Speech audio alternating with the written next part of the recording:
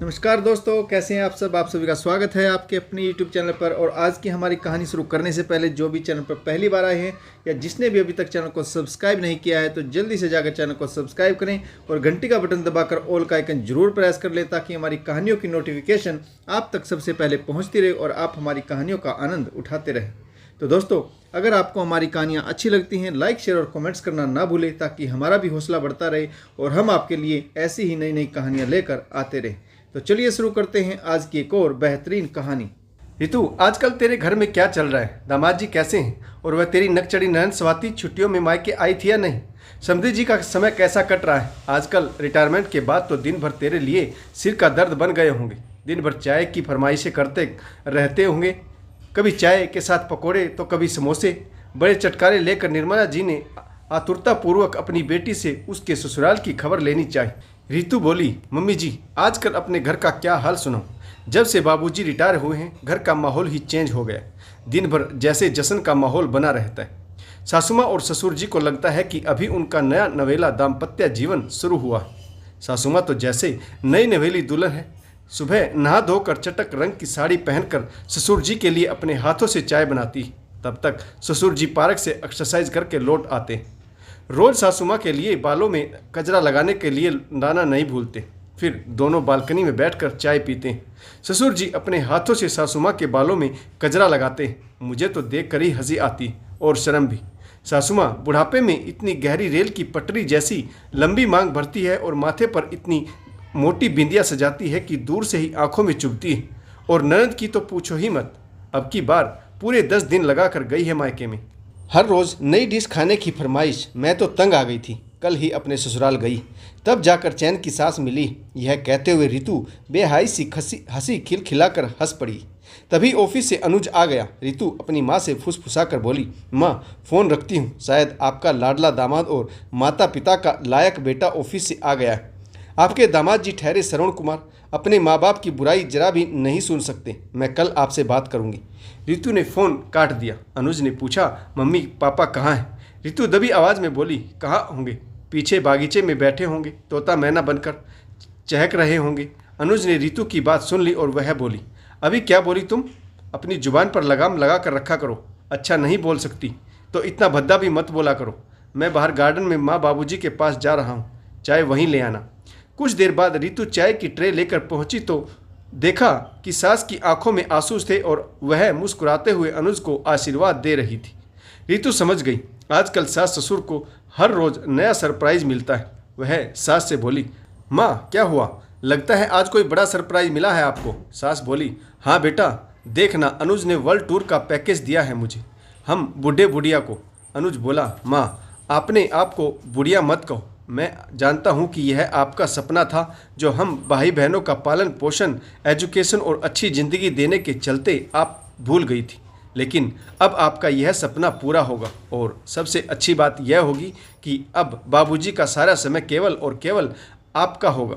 यह कहते हुए अनुज ने माँ बाबूजी को गले से लगा लिया। रितु ने हैरानी से चाय की ट्रे टेबल पर रखी और जल्दी से छत पर जाकर अपनी माँ को फ़ोन मिलाया।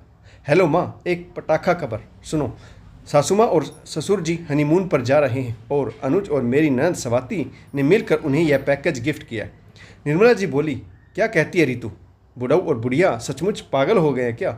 जवान बेटे और बेटियों के आगे जरा भी शर्म लिहाज नहीं आती। यह कहते हुए दोनों माँ बेटी खिलखिलाकर हंसने लगी। एक सप्ताह बाद रितु के सास ससुर वर्ल्ड टूर के लिए निकलने को तैयार थे। बेटी स्वाति माँ बाबूजी को विदा करने आई थी। सास ने बेटे बहू और बेटी को गले से लगा लिया और नम आंखों से बोली, मेरे बच्चों, मैं जानती थी कि मेरे सपनों को मेरे बच्चे संजो रहे और उस सपने को जिसे मैं कब का भूल चुकी थी। अनुज, रितु और स्वाति ने उन्हें विदा किया। रास्ते में स्वाति को उसके ससुराल छोड़ते हुए अनुज अपने घर पहुंचा। दरवाज़ा खोलकर सोफे पर एक लंबी सांस लेते हुए बैठा, साथ में रितु को भी बिठा लिया। उसका हाथ अपने हाथों में लेकर बोला, रितु, क्या हमारे जीवन में भी यह लम्हे आएंगे जब हम माँ बाबूजी जितने बूढ़े हो जाएंगे, और क्या तब भी हमारे बीच इतना ही प्यार रहेगा? क्यों नहीं? रितु भावुक होकर बोली। अनुज बोला, रितु जानती हो, जीवन की भागदौड़ में माँ बाबूजी के लिए समय नहीं निकाल पाते। बच्चों को अच्छा भविष्य देने के लिए ओवर टाइम करते थे। वह पैसा कमाने की मशीन बन गए थे। माँ ने अच्छी जीवन संगनी का परिचय देते हुए पिताजी से कभी कोई शिकायत नहीं की, हमेशा अपनी इच्छाओं को दबाती रही। जितना कमाया हम बच्चों के भविष्य के लिए संजो कर रखा। माता पिता बच्चों को बेहतरीन भविष्य देने में इतने व्यस्त हो जाते हैं कि अपनी इच्छाएं ही मार लेते हैं। बाबूजी जानते थे कि माँ अपनी हर इच्छा को दिल के किसी कोने में दबा देती। अब बाबूजी माँ की सारी इच्छाएं पूरी करना चाहते हैं।